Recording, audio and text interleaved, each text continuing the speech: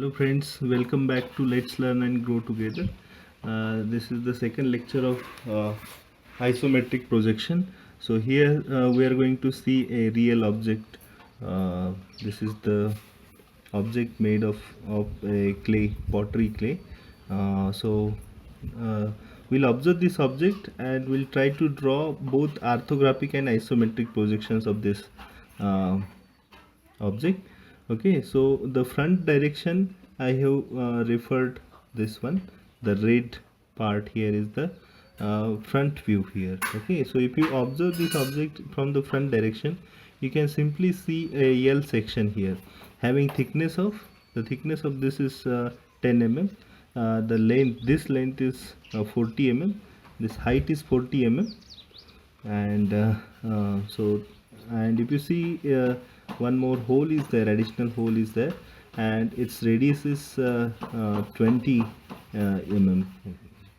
So if you wish to draw its front view, it will look like this, and that front view I have drawn it here. You can see this is the L section, and the whole part here, this hole is not visible from this direction, but it is there. So that's why what we did, we have drawn this hidden lines for this front view here, for the whole part here. Okay, and if you see the side view of this object, it will be something like this.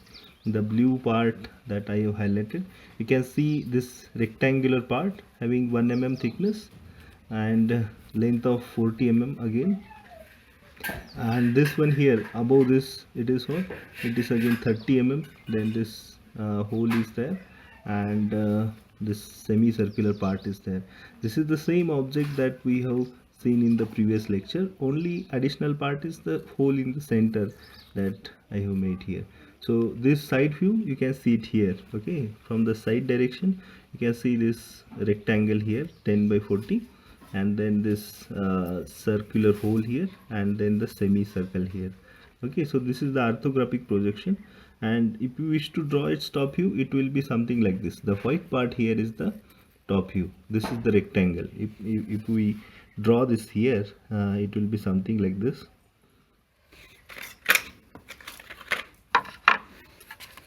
This top view will be something like this. Okay, this is here. Then 20 mm, sorry, 40 mm here. I have drawn it with a scale, 1:2 scale, and so that's why it is a little bit smaller than the real object. Okay, and its top view, it will look like this here. Okay, again there will be the hidden lines. If you take its center, there will be a center line, and then hidden lines on the either side at 1 mm. Okay, so this is the top view, and let us see how what will be the isometric projection.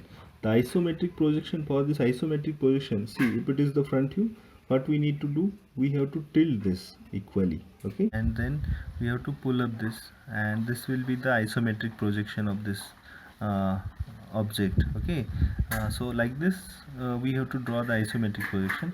You can see the origin is marked here. If you see in the orthographic projection, it is origin is marked here, and that origin is nothing but this place here. So in the isometric projection, if you observe this, this is the isometric projection that we have made in the previous lecture. So if you see the origin is here, so this is the origin, and this direction on this side, if you see, it is the L section here that we have already made in the previous lecture, L section. And this is, if you see this side, it is the rectangle here again, and this also we have drawn it correctly. Okay, and this semicircular part, we have seen it how to draw this semicircular part. We have made the rhombus, and then we have drawn this semicircle here, and then we have projected this rhombus back to the back plane, and this part we have completed. Only the remaining part here is the hole in the center here. Okay, so that part only we will cover it here. So we have seen how to draw the semicircle. Let us see how to draw the circle here. Okay, Now to draw the circle in the center, first of all we have to locate the center. So earlier projection, for the earlier projection we have drawn these lines. So let us repeat this. So if you join the centers of these two, that means 40 mm lines, centers of this 40 mm line, we'll get a center here. And from this center, what we need to do, we need to mark the radius here. So this is 1 centimeter, that means 10 mm. This is 10 mm, and if you see from this direction, again it is what, 10 mm here and 10 mm here. So we have to mark this radius first, and then again we have to complete the rhombus here. So it is right here. So on this side it is 10, and this side it is 10. So this is the 20 mm side. Similarly, parallel to this line only, we have to project this 10 mm on either side. So this is 10 and this is 10.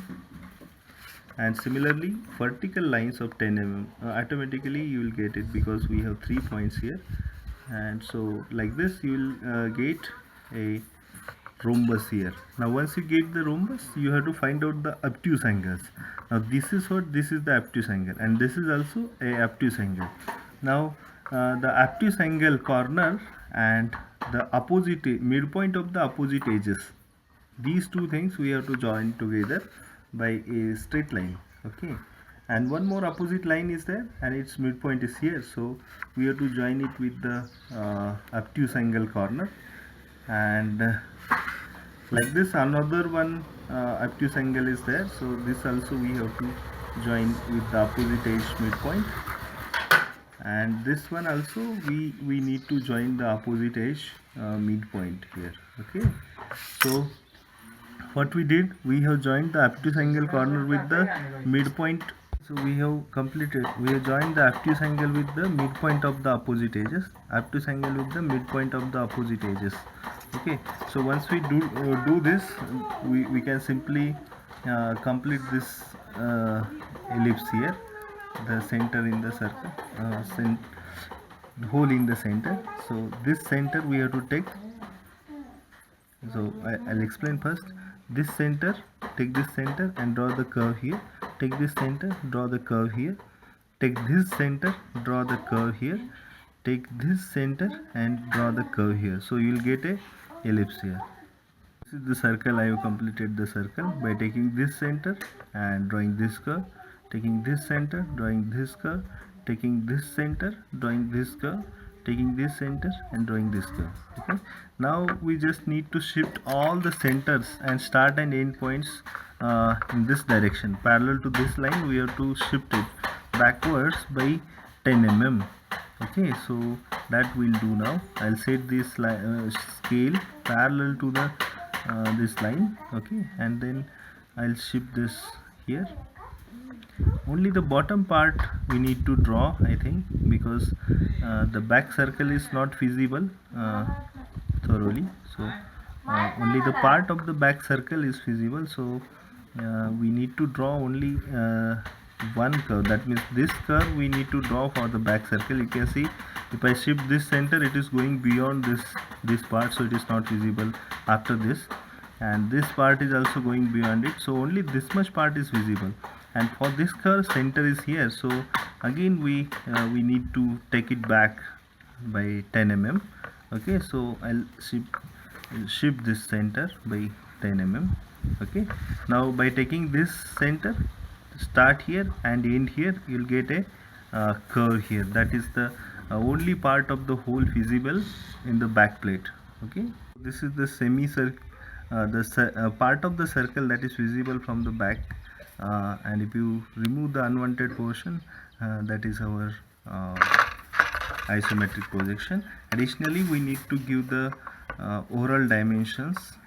This is length, then width and height. Only these three dimensions we need to give.